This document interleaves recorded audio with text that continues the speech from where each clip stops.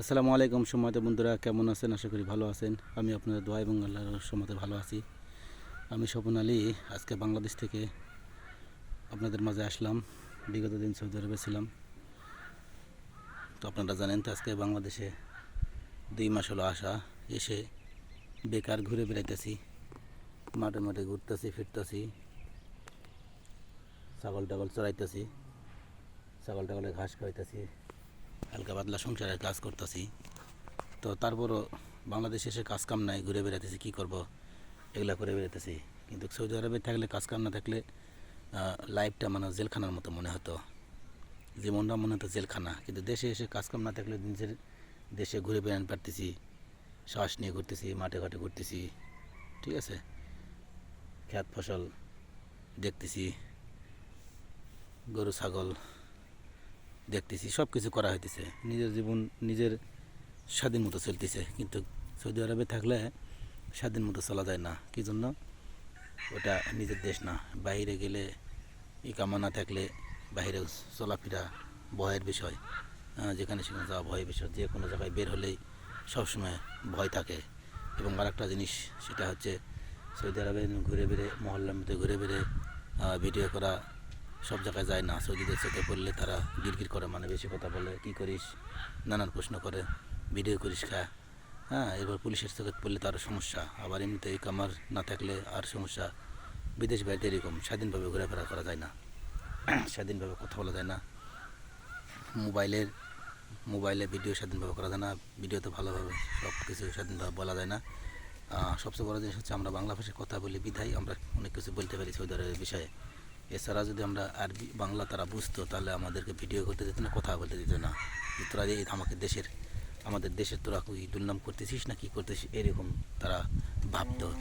কিন্তু আমরা বাংলায় বলি বিধায় ওরা অত কিছু বুঝতে পারে না। তারপর ভিডিও করার দেখলে তো সৌদিরা কী করে, কিছু কিছু যারা ভালো বর্তমানে আধুনিক যুগের যারা ছেলেপেলেরা আছে তারা তেমন কিছু বলে না, ঠিক আছে। যদি বলা হয় ভিডিও করার দেখলে, যদি বলা হয় কি বলে ফেসবুক, তাহলে ওকে, ওরা ফেসবুক বোঝে বেশি, ঠিক আছে, ফেসবুক, হ্যাঁ, ইউটিউব বোঝে। কিন্তু আমরা যে কী করি, ওরা ওইরকম ফেসবুকটা বেশি বোঝে।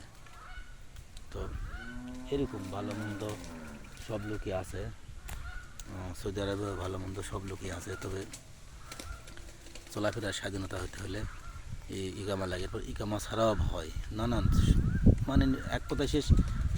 অন্যের দেশ আপনি চলাফেরা যেভাবেই করেন না কেন সেভাবে ভয়, যেভাবে চলাফেরা করেন না কেন সেভাবে ভয়। উপরে পাখি, ওই উপরে গাছটা আসলে গাছের উপরে পাখি লড়াচড়া করতেছে, সব ফরফর শব্দ হইতেছে, হ্যাঁ, এর শব্দ মানে কথা বলা হইতেছে, উপরে তাকাইতেছি।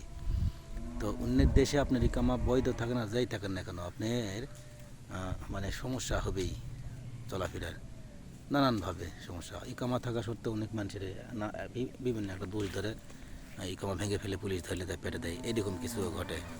ইকামা থাকলেও এরকম ঘটনা ঘটে।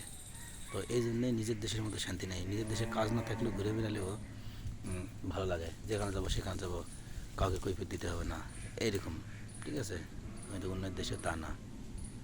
তো তারপর আগের মতো বিদেশের আর ভাল নাই। অন্যান্য দেশে জানি না, সৌদি আরবের ভ্যাল আগের মতো নেই। যারা কাজ কাম একটু জানা শোনা থাকে তারা গেলে একটু হলেও দুটা পয়সা ইনকাম করে দেখতে পারে। কিন্তু যারা একবার নতুন, যারা কোনো কাজ কামই জানে না, তারা অন্য কোনো দেশের কথা জানি না, কিন্তু সৌদি আরবে তারা যাওয়ার মতো বোকামি আর কিছু হবে না। তারা যদি সৌদি আরবে যায় এর মতো বোকামি কিছু হবে না।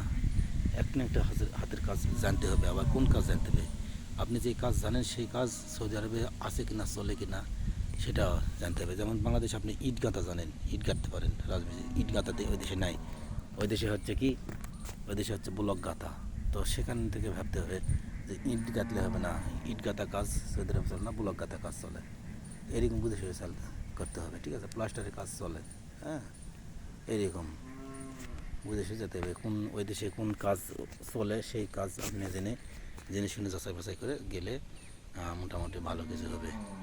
এছাড়া কাজ জানা ছাড়া হয়তো মনে করুন বিদেশ গেলাম, একটা মানুষের কথা গেলেন, হ্যাঁ, এই করবো ওই করবো, এই কোম্পানি দেবে দেবে, দেখা গেছে যে আপনি সেই কোম্পানি দিল না, পারলো না, তাহলে আপনার লাইফটা শেষ হয়ে যাবে। আপনি ঋণ দানা করে দেশ থেকে ঋণ দানা করে বিদেশে গেছেন, তখন বিদেশে আসতে পারবেন না, ঠিক আছে? তখন এমনও লোক আছে আমরা দেখছি সৌদি আরবে নিজের পেটের ভাত খাবার পয়সা জোগাড় করতে পারে না, এরকম পরিস্থিতি।